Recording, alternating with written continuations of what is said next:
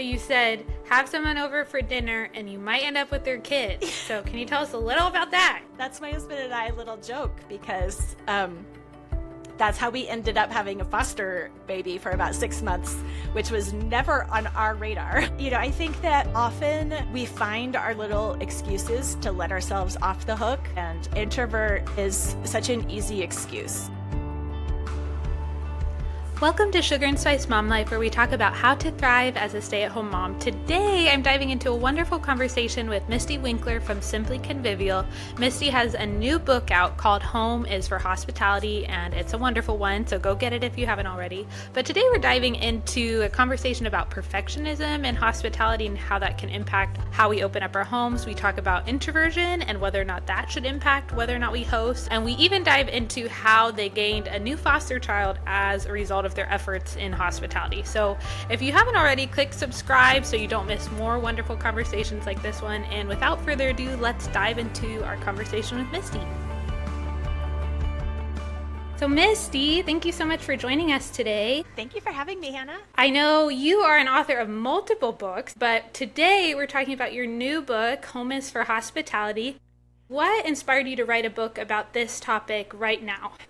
Well, I had kind of tangentially talked about hospitality, like in Simplified Organization, my previous book. I had touched on hospitality as like a mission, like to get a bigger picture of what homemaking is really for and why you do the housework. But it was like a paragraph. And then last year, so in 2025, our church did a little women's micro conference, and the topic was hospitality. And so I was asked to give a 10-minute talk on hospitality. And I started like just taking notes and realizing like, wait, I have so much more to go on here than 10 minutes. So I made my 10-minute talk and started expanding those notes out and fleshed it out into a book. So it was kind of like once I got started thinking about it, it connected to so much, and it just felt like the next thing I needed to do. One of the things that I love in the first chapter of your book, you dive into, you say home is for hospitality, and you kind of tie together all of these other concepts from your other books about how we need a purpose behind the housework and behind everything. So why do you make that statement, home is for hospitality? Well, I think that just over the generations, really, our ideas about home and homemaking and housework have gotten so far from scripture and so far from reality, really. We've had HGTV and Pinterest and Instagram giving us these ideal, staged, perfect visions of home that we're supposed to aspire to, and it's just not realistic, especially for a family home. And so if we are doing the housework thinking that our goal is to make our homes reflect our style and be clean, then we're looking for a finished state that we never get. And we feel discouraged because our goal and our reality just do not line up. And so I talk to women all the time about perfectionism and overwhelm. And so many of us are so easily overwhelmed because we just have a different picture in our mind of what the work is for than what it really is for. And I think that shift in recognizing the point of the work makes a huge difference in feeling overwhelmed and feeling discouraged, instead of just feeling encouraged and energized and motivated to do the work because we see that it really is worthwhile. And a lot of what the world says about housework is like, you should get out of it as much as possible. You should share it equally, or you should get hire someone else to do it if you can. The world really despises the menial work. And so we need to reclaim a vision of the home in order to not feel like someone who drew the short straw. It has to be the family made because somebody has to. It's actually meaningful, valuable work that we can be dignified in doing. But we have to have a mission that has dignity to understand that and live it out. I love that, because I think so often, just after reading your book, it struck me sometimes the homes that might look the best on Instagram are actually the ones that are fulfilling like the least of their mission. Because sometimes when my house is messiest, it's when we have kids over, we have company over, the kids are out, they're tracking in mud. It's kind of chaotic in that sense, and it's messy, but that's like the point. Like if there's no one in your home, it doesn't even count as a home. Like I was even just thinking when I was reading your book, I was thinking of the verse it talks about God makes a home, a family for the lonely. It's not he like sets a perfect minimalistic table. It's like it's a home, it's a place to belong. And that's something I think your work really speaks to, is like if our home isn't being used, it might actually look better and be more like quote unquote perfect, but it's just how it appears. It's not fulfilling its purpose. So I think that's so beautiful. Yeah, our goal isn't to make it look like no one lives there. Well, it's so often, like, in the past, I have thought that, honestly. Right. It's like, okay, it's supposed to be clean all the time, but it's not clean because I have 3 kids. So I felt like that was a really helpful mental shift that may help other listeners as well. So I thought that was great. That kind of ties into our next topic, which I wanted to ask you about, was this concept of the parable of the talents and stewardship. And I've heard that parable a bunch of times. I grew up in the church, but I think this is kind of a new twist on it that some of our listeners may not have heard before. So do you mind sharing a little bit about that? Yeah, there are all kinds of applications of the parable, of course, but sure. I would, thinking about our home as a resource that we spend and that we turn a profit on. And that's what the parable of the talents is about. The master, who's Jesus, gives his servants, and that's us, certain resources. And they're, 2 of them go out and do business and make a profit and hand it back to the master at the end. And they're told, well done. Like, this is what you were supposed to do. And then one of the servants, who is given the least, doesn't do anything with it. And I think that we all are so tempted to be that servant. Where the parable gives us the servants that we're supposed to model ourselves after.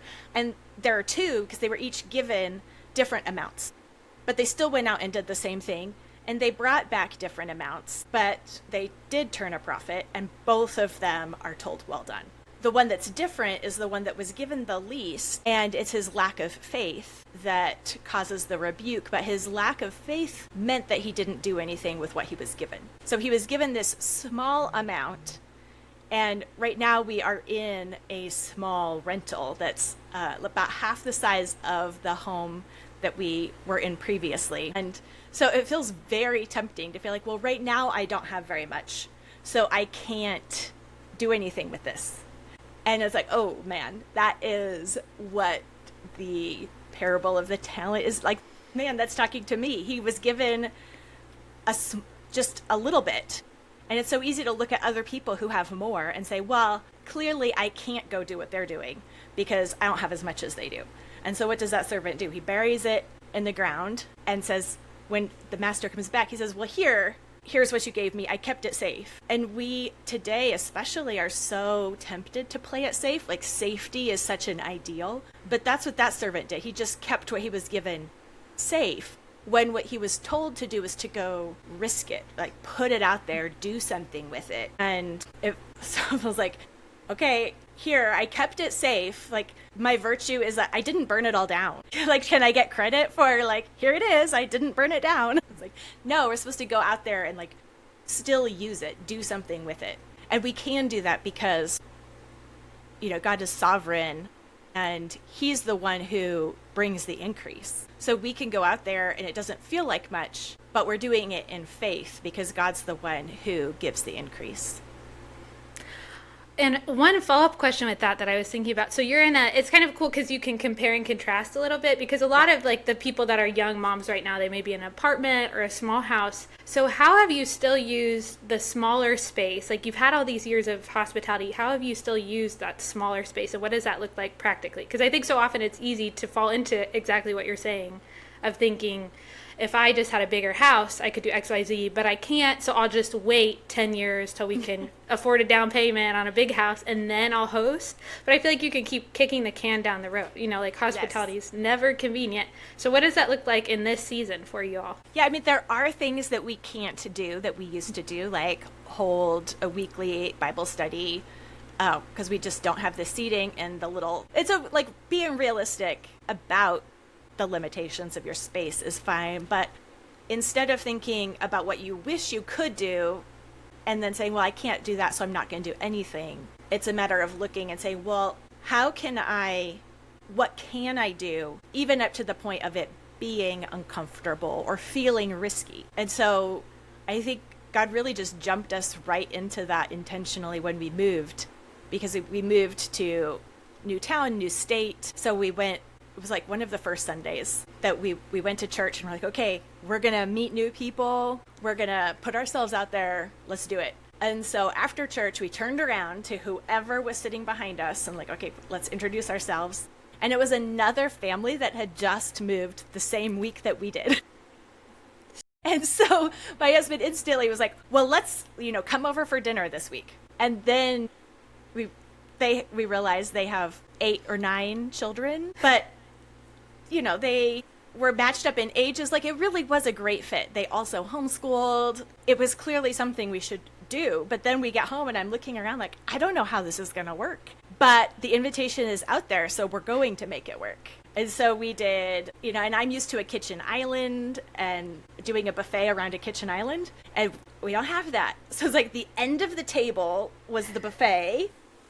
And we set the kids crammed around the table, and the adults were in the living room, and it was loud, and it wasn't as nice, honestly, as other hospitality that we used to do, but it was so wonderful to still have that time to spend and get to know that family, that we were like, all right, this is where God has us. This is what God's calling us to do. We're just gonna jump in and do it. Well, and that kind of goes to your point of not burying the talent. It's like, this is what the Lord has given us in this moment. We'll steward it the best we can. And if he puts us in, like, you've been in the different seasons of life where you have more or less. But I love that, because we have an 800 square foot house. And like, I feel like in some ways, before reading your book, my little window of comfortability was getting smaller and smaller, because it was like, well, this wasn't optimal. We had to put some people on the couch, but it starts getting more and more limited. So I thought that was really insightful, just to realize, like, no, the goal is not perfection. The goal is like obedience and faithfulness and stewardship. So I just thought that was spot on and so helpful for so many people in small spaces.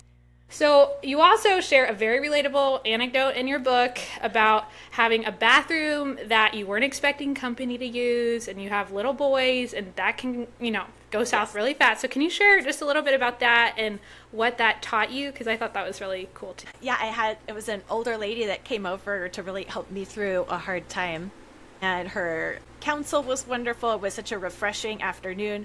But just before she got there, this was when we were living, it was a different rental, when we had only 2 little toddler boys. And the main powder bathroom, or it was a full bathroom. It was a 3-bedroom, 2-bathroom rental. And so the main public bathroom, the toilet stopped flushing like 15 minutes before she got there. There was nothing I could do about it. And so I'm like, that's fine. This is one person, short visit. We'll be all right. It's fine.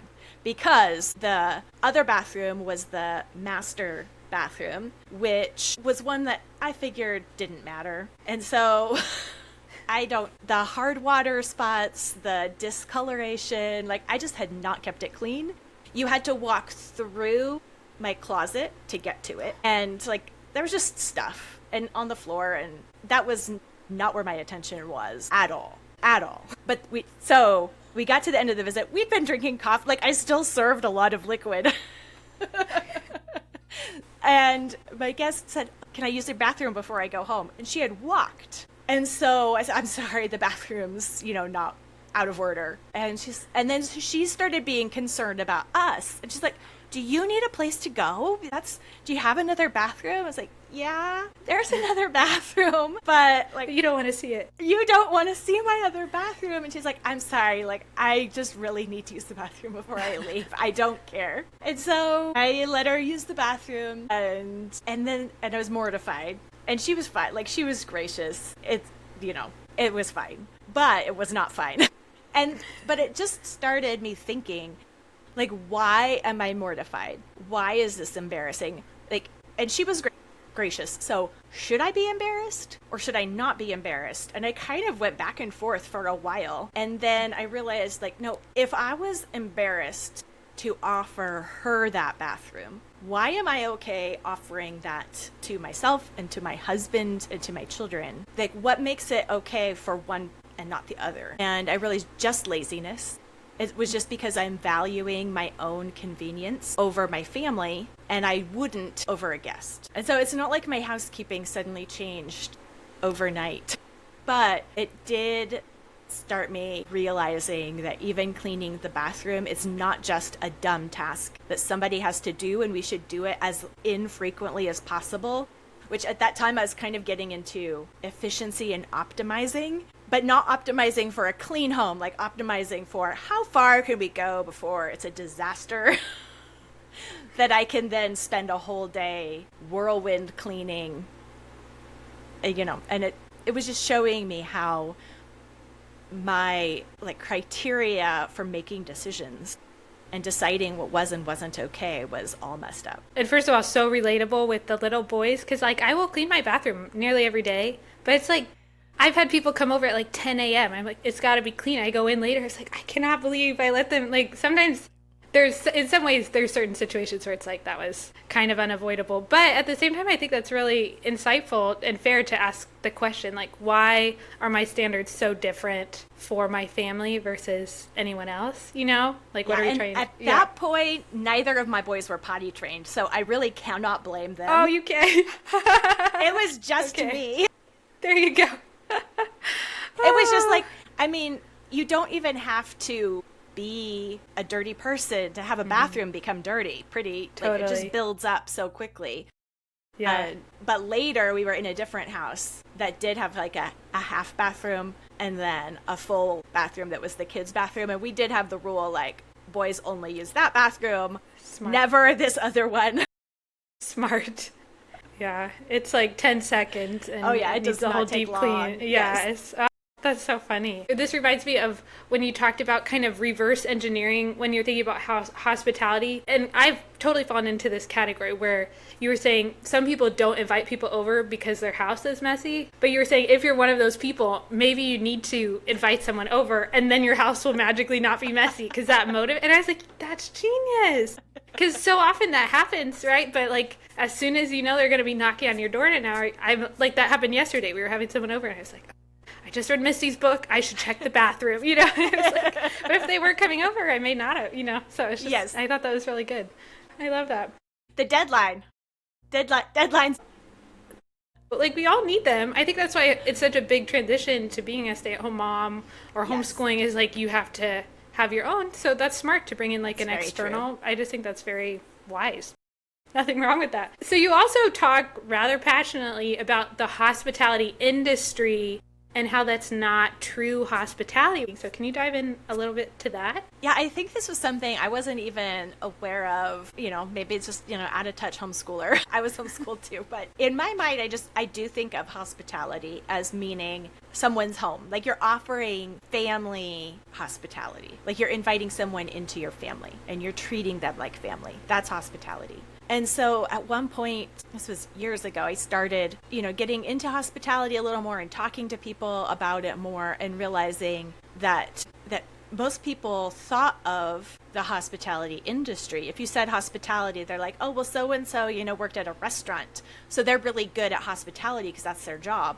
And I was like, her job is a waitress. How is that?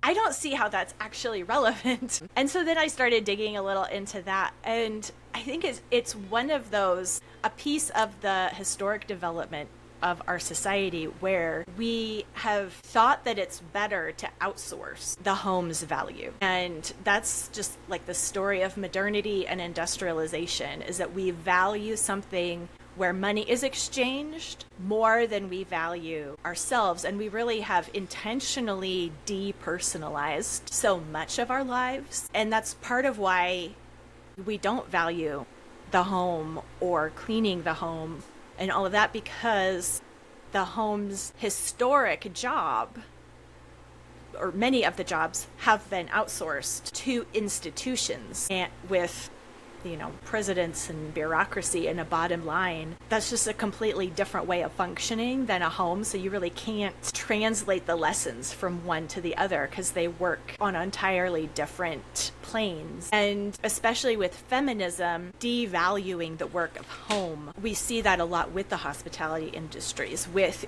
eating out and have people getting hotels rather than staying with other people, where it's almost unheard of to have house guests when that used to be like your only option, because even the town inn was someone's home. Like the person who ran the inn also lived there. So it was basically a bed and breakfast. And so when so many of those human caring pieces of our lives are outsourced to industry, then we start to even lose a sense of what it's supposed to be at home. So many people don't even know what it's like to eat with other people around a table. Like, we've gotten to that point where even that is increasingly rare.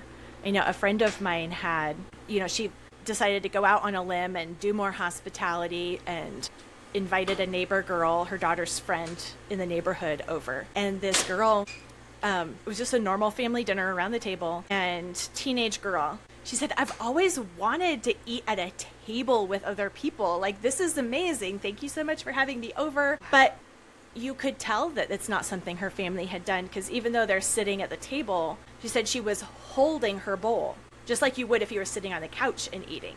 Like, it was just a foreign way of being. And so that happens because we don't value the home, and we aren't fully living in our home and embracing the value that's there.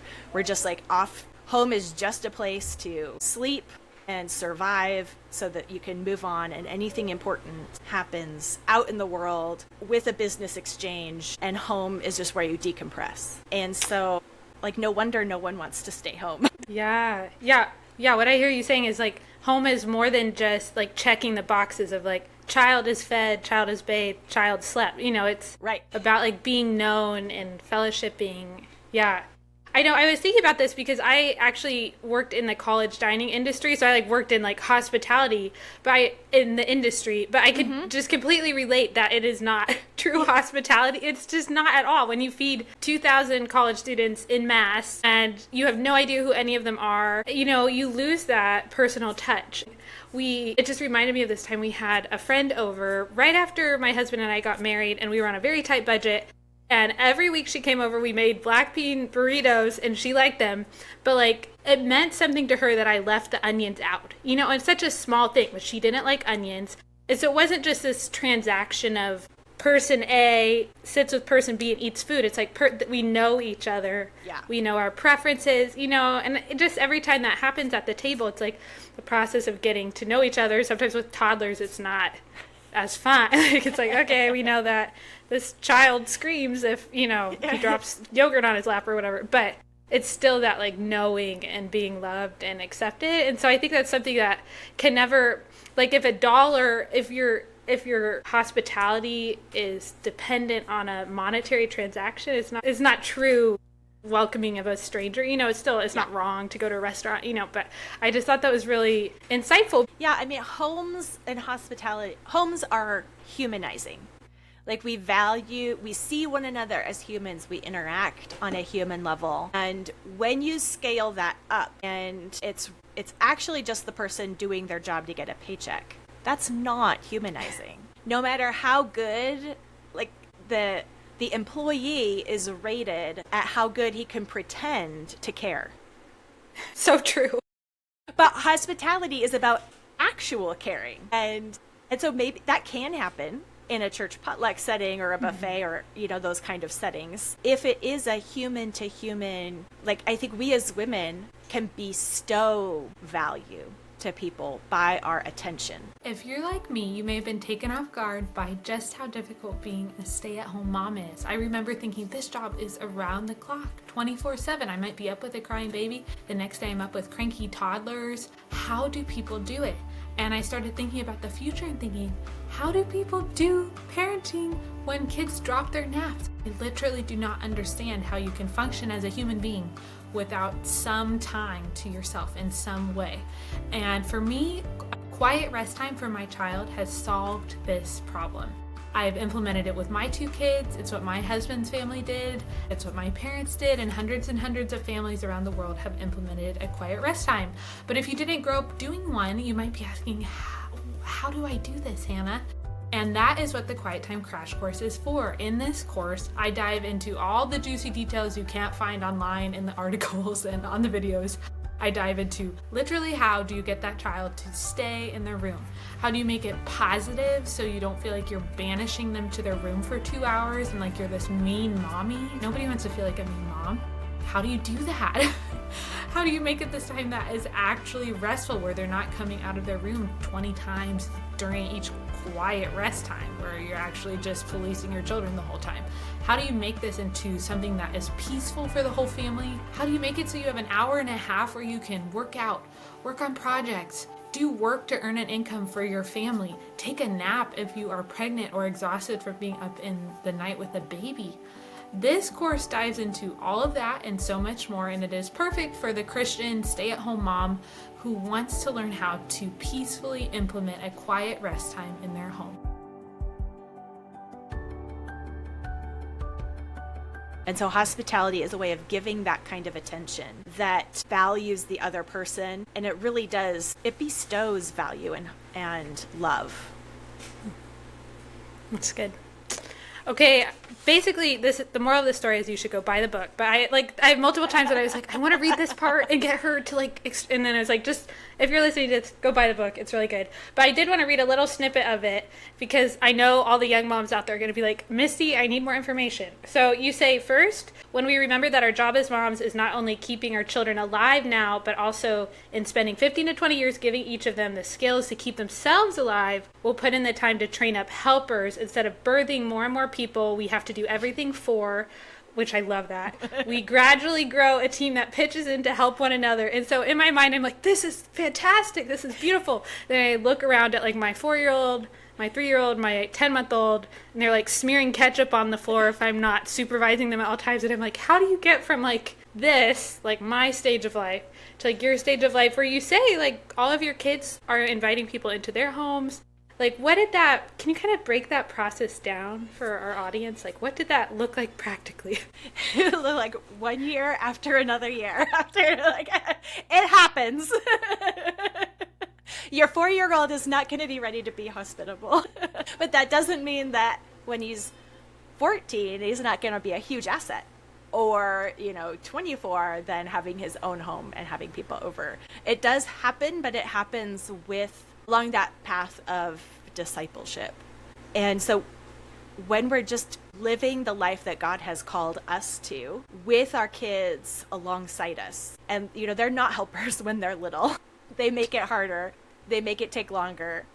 But when they see it happening, they are absorbing so much that then once they get to be 7 or 8, like they're more easily trained. It's because it's not like they're jumping into something that they've never seen before. Like, oh, now we're going to totally change our life. That would be shocking and difficult. But if every year you are growing and doing whatever God has in front of you to do, but you're doing it with your crew, they're going to learn all those lessons you are learning, and they're going to move on from those lessons to have their own as they become adults and teenagers. So I'm the oldest of 7. And so I grew up in a Christian home, oldest of 7. My mom homeschooled in the 80s when it was super weird. And so like even what I'm doing in my family is standing on her shoulders of the lesson, the hard things that she did, then weren't hard for me.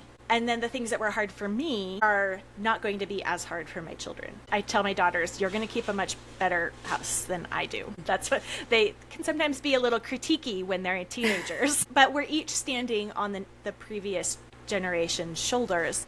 And so that's not about like blaming our parents for where we are. It's about taking responsibility for where we are, finding what there is to be grateful for, because there's something to be grateful for wherever you are, and then doing the next baby step. Because like my parents were first generation Christians, raising a family. They didn't have an example. They were making it, kind of making it up as they went along. Like every family at some point starts there. And if that's where God has you, that is amazing and such good work. And you just bring your kids along for it. And you don't have to have arrived at a certain place in order to disciple your children. You just living life with your children, bringing them alongside you, is discipling them as God's discipling you. And that's how God works in families. And it does happen. It's so encouraging. Okay, I'm just like thinking very practically. So like when you had an 8-year-old, like you were saying 8, like did you like have a family meeting and say like, this is why we're doing this, you go shred the cheese, you go greet, like open the door? Or was it just something they just picked up on because you were a hospitable family? Or was it some combination? Combination for sure. Okay. Like they needed to be told what to do. Okay. For sure. So it is practice and explaining what we're doing when people had bad attitudes, and also not being discouraged by people having bad attitudes, because sometimes like walking in obedience will make us sometimes, it will bring out our sin so that it can be dealt with. And so when sin comes up, it's not showing that there is a problem in the situation, like something terrible has gone wrong, except for just like back in creation, like, back with Adam and Eve. That's where things went wrong. And so like, okay, God has made this particular sin right here evident through this situation so that we can deal with it. And if we, like, the sin is in our hearts, and unless it comes out, we can't help our children with it. Unless it comes out, we can't repent of it. So we have to be aware of what's there in order to deal with it. And so, the Bible says, show hospitality without grumbling. Because when you offer hospitality, you're going to be tempted to grumble. And the children might also. But it's like, well, but God calls us to. So we have to, not be selfish, or we have to practice kind of, whatever the situation is. I think it's just knowing that when the bad attitudes come up, it's so that we can do counseling and coaching there at that point. We're seeing it so that we can help them deal with it. And usually whatever our kids are struggling with is a lesson we also need to learn, especially as mothers. So it's like, oh, like they are doing that because that's actually, I was keeping it under wraps or, socially acceptable. And it just came right out in them. That happens. So, we found things to do. I didn't want hospitality to be something that like was all on me, that they didn't partake of, that they didn't help with, as if they weren't important. Because I think one thing that all children really enjoy is actually feeling like they are significantly contributing to the family. My kids are not my pets or my accessories. They are my team. And so whatever I'm doing, I need to be looking for how they can help me. That was kind of the way that I viewed it. By the time I had a daughter who was 8 or 9, I would delegate the setting of the table to her. And I would just let her do it. After training her, showing her how it was done, it didn't have to be done the way I would have done it necessarily. But she could offer that, and it could stand. Like, her help could be good enough, because it was about helping her be hospitable, not about having a perfect effect, having things just right. And then, the boys too, before my girls were old enough to take that over, we would all just do it together, and they would help, or I'd have them carry stuff, have them take out the garbage. We all would clean up together. to get ready. And so it was all just basically bringing them along, and I always tried to treat them as my assistants, not as getting in the way. That's so inspiring. I heard another podcast and it was talking about this. It was saying so often we say like we don't want our little kids to help, so they ask, "Can I help, mommy?" And you're like, "Help?" I don't know if this is what I would call help. But then when they're like 10, we want them to help and they don't. So I love just kind of your philosophy of including them from a young age and just persevering through pushback. And I also love that you brought up the whole pushback piece, because I think a lot of people, myself included, think if you're getting pushback or if a situation doesn't go like smoothly, then maybe it means you shouldn't do it at all. You know, like I've had that happen where we have like a toddler meltdown or whatever, the smoke alarms go off. And I think like this means we shouldn't host anymore. Right. But what I'm hearing you say is actually sometimes those things, like they might bring out sin that was already there. Like the toddler meltdown very well could have happened either way.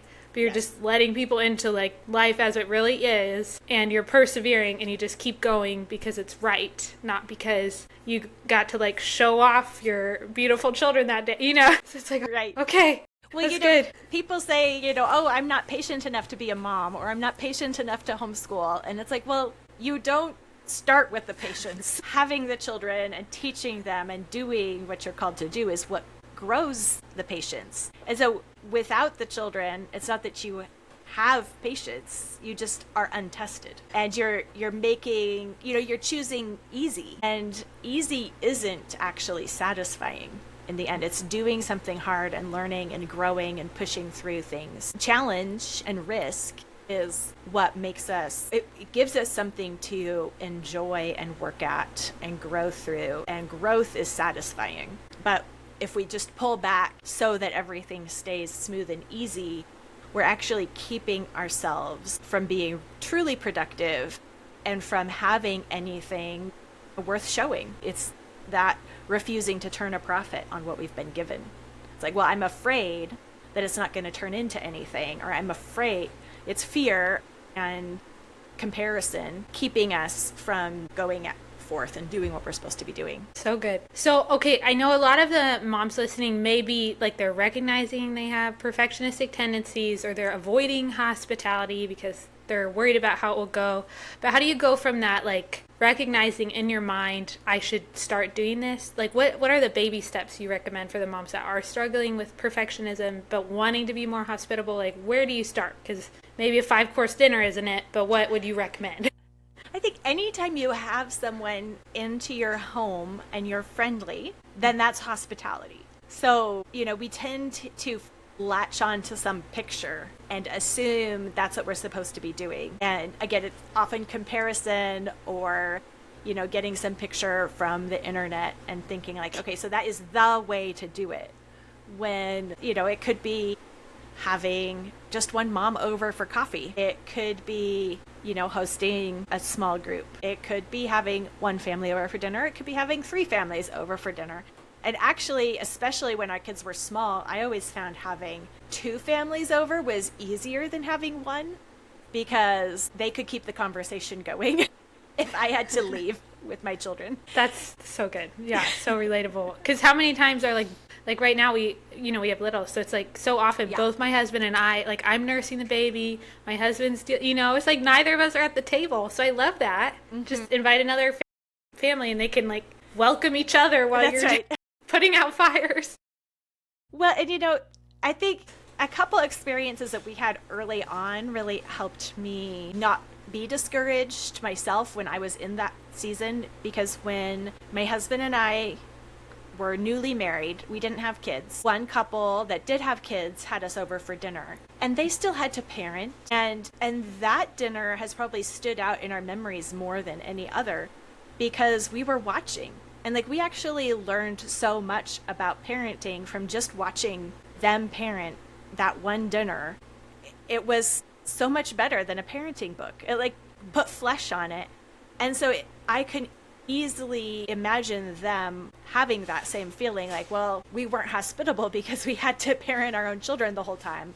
And like we were watching, but we were learning. Like that was so much better for us than just talking the whole time.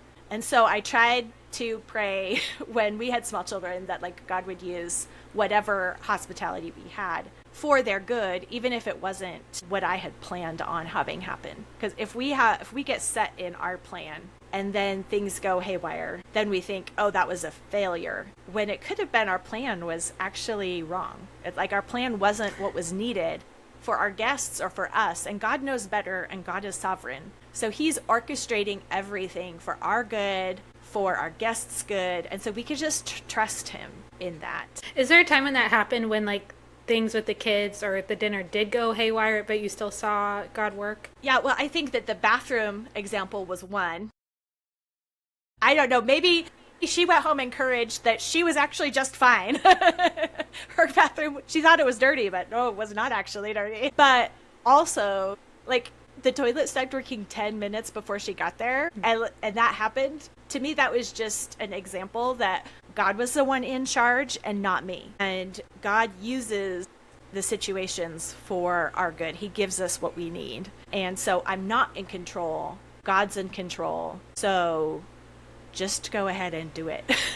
One time we did have some coworkers, my husband's coworkers, over for dinner. And I don't remember, like, it was pretty typical. I don't remember my kids being particularly good.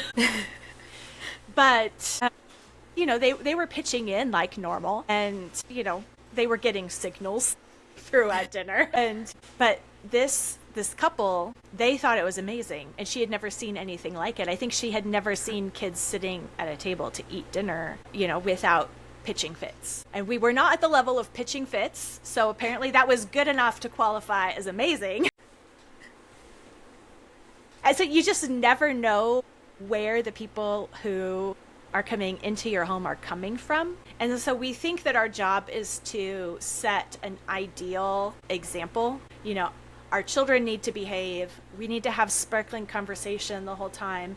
The meal needs to be perfect, and then that's hospitality. But really, hospitality is bringing someone into your family and relating to them like people, like family. And that means being vulnerable. And I think that's where people are uncomfortable.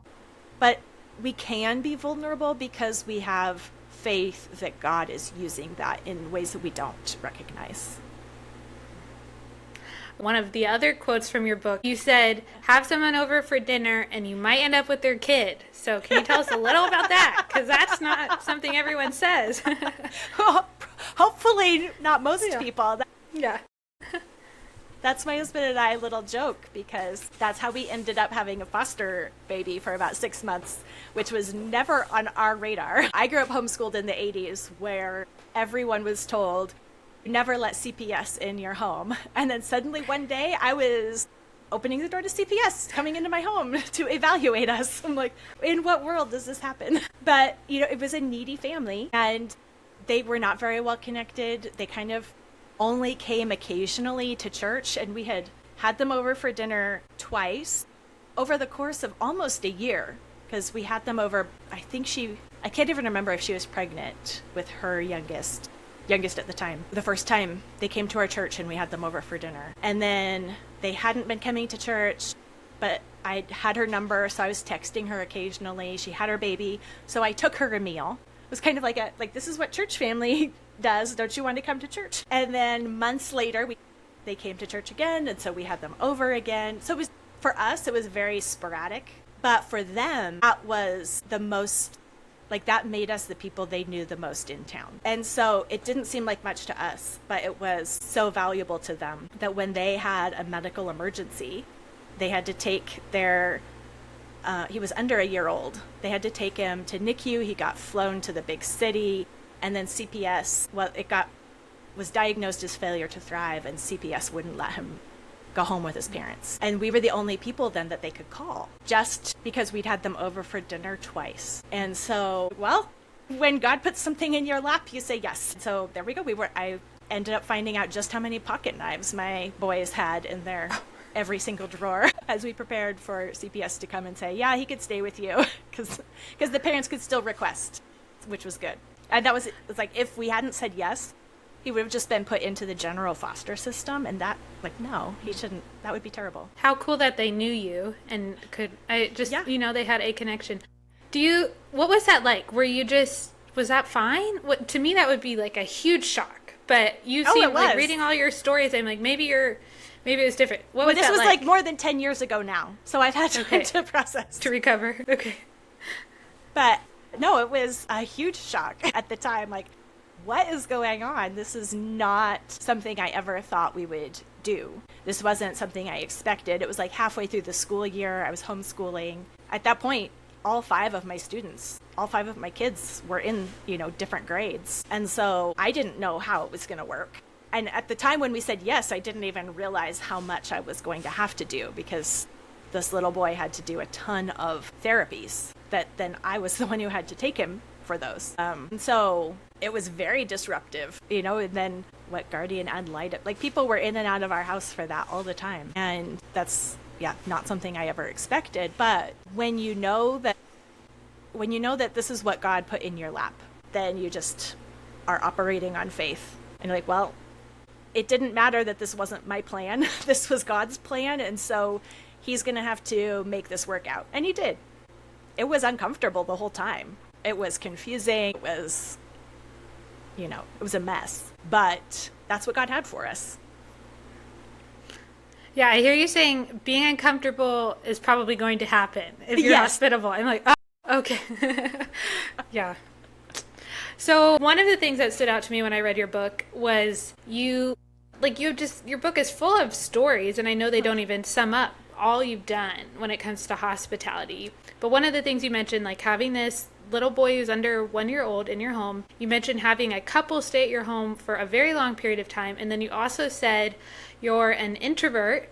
Mm-hmm. So how did you navigate that as an introvert? Obviously, God gives you strength for the need of the moment, but were there ever times when you just wanted to like go to your room with a book and like what was that like? Of course there were. And sometimes I did. Okay. I think that often we find our little excuses to let ourselves off the hook that really do amount to burying the talent in the ground. It's like that's kind of the dirt that we're using to cover it up. And introvert is such an easy excuse. And being an introvert, like you should know yourself, but just because you feel that you have certain limits doesn't necessarily mean those are the limits that God wants you to stick with. God stretches us and grows us. And so we can't hold too tight to what we say are our boundaries and limitations. You might, it's not necessarily wrong to have boundaries and limitations, but sometimes God just says, nope, not this time, and you have to roll with it. But if God's the one doing that, then you are operating in faith. Then you are saying, well, then that means God's going to give me the strength to do this. And he does. So fighting it the whole time is what makes it feel bad. Knowing well, this is not what I would have picked. This is uncomfortable. This is beyond what I would have ever signed up for. Yet when but this is what God wanted me to do, that's where there's peace and comfort and assurance that passes understanding. It doesn't make human sense. Because, it doesn't make human sense. It's God at work. And then that's just such an incredible sense to know that God's working a plan that you would have never picked. Yeah, and in those situations, it sounds like you were just pretty certain, this is what the Lord has for us, which is cool. Sometimes that's wonderful when you just know this is what I'm supposed to do, and you just move forward with confidence. Have you ever struggled just... sometimes I've talked to several friends and it's hard to know the balance, and maybe we're looking for the wrong thing. But if you are not energized by hosting, is there ever a time when you should pull back? Or is that do you set we do it twice a week? Or how do you make decisions about who to have over, how often, all of that as someone that isn't energized by it but still walks in obedience to the Lord? Because I think there's lots of people that don't feel energized. If everyone who didn't feel energized didn't do it, no one would host, or almost no one, Yes. So how do you, as most people are that way, how do you navigate that decision-making process in your home? It doesn't have to be this is how everyone should do it. But. Right.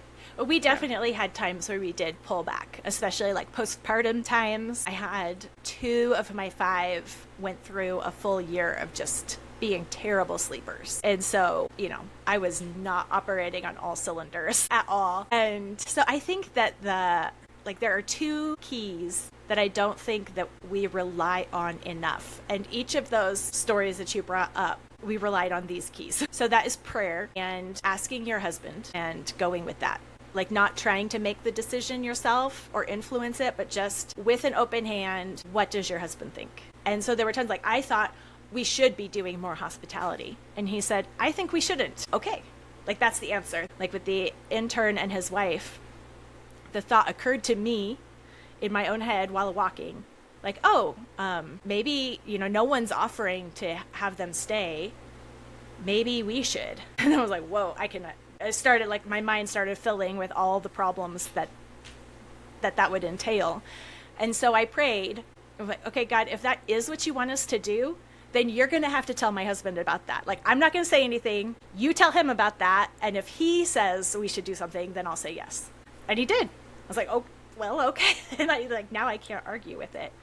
And with the little boy, this family had just been placed on our hearts. We had prayed for them after the different situations, because we're there's something there. And so we just prayed for them. And so then when they called, on the one hand, it was out of the blue. And on the other hand, it was oh, this is an answer to prayer. And so, she called me and I said, well, let me call my husband and I'll call you right back. And I called him and he just instantly said, yes, that's what we need to do. I was like, okay, well then here we are. And so that's how we can function as a family. And it really does, following God's advice for how the family works actually does work. Imagine that. That's cool. And I think it's especially helpful because so often, we want something like a formula, 2 times per week, one unbeliever, or something like that. But I think God does want us to walk with him and seek him in prayer.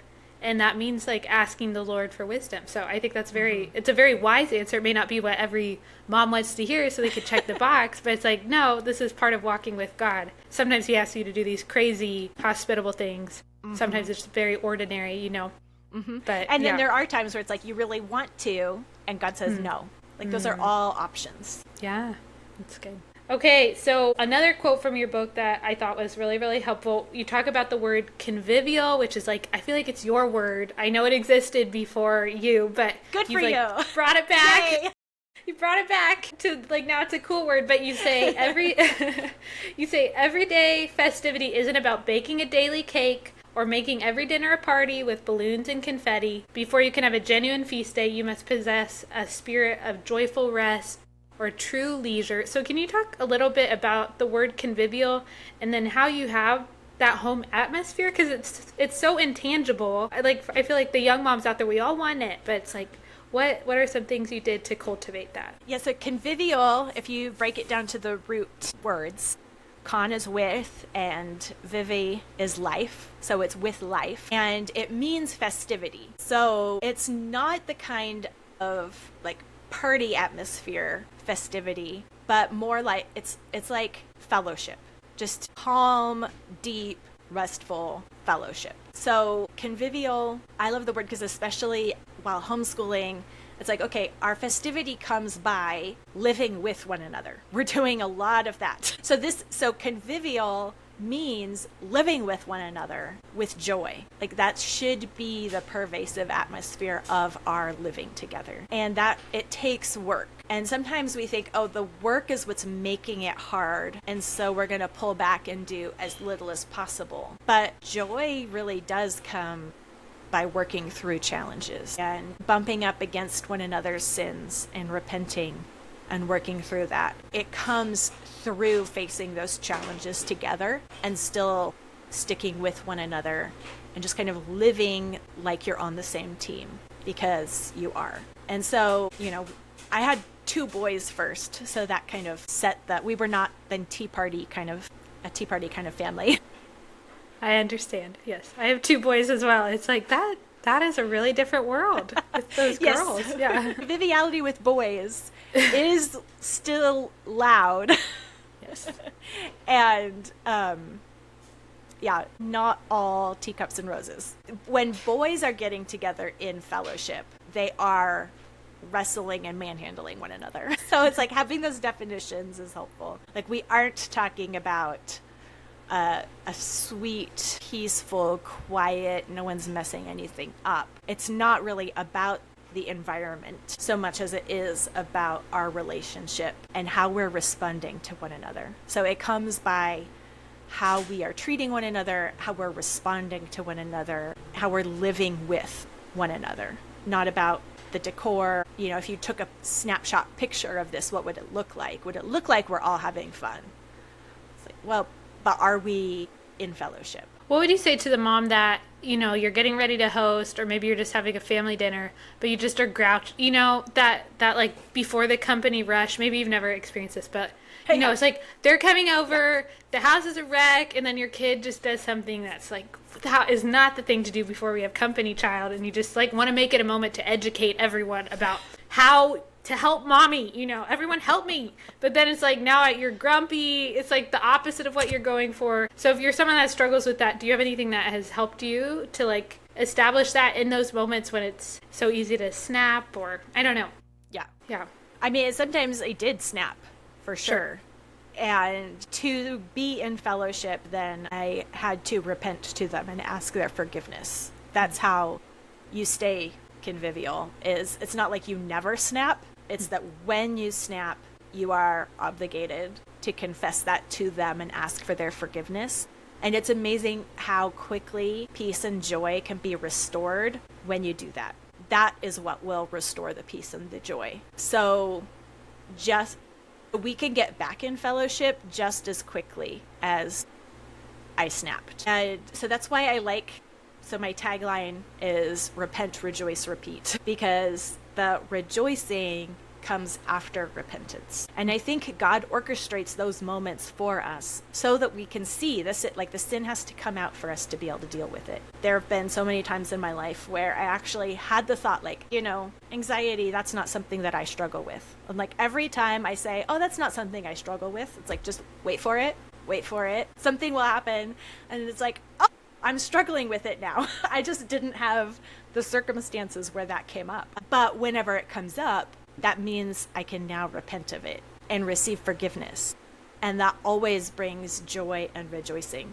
So if I need more rejoicing, that comes by finding, like, what is it that I need to repent of? And when our kids see that too, we can help them with that as well, knowing that rejoicing comes on the other side. So we can be leading them towards that too. And whatever hospitality we have starts with our family. So whatever kind of relationship, whatever kind of interaction that I'm having with my children right before we open the door is what we're offering to the guests. So it's more important that I be hospitable to my children before offering hospitality to guests than it is that we got the house as clean as I wanted, or that dinner is ready on time. Because the real hospitality is that human, caring love. And if I want to offer love to other people, that starts with my people. So good. I'm going to leave it there. That's beautiful. Let's end this with repentance. That's really, really wonderful.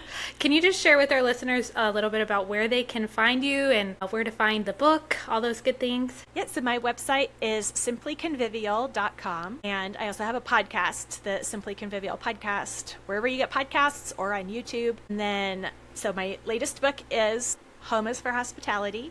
And then I also have Simplified Organization, Learn to Love What Must Be Done, which is about building the skills of homemaking, and the Convivial Homeschool, which is about having that attitude of conviviality when things are crazy.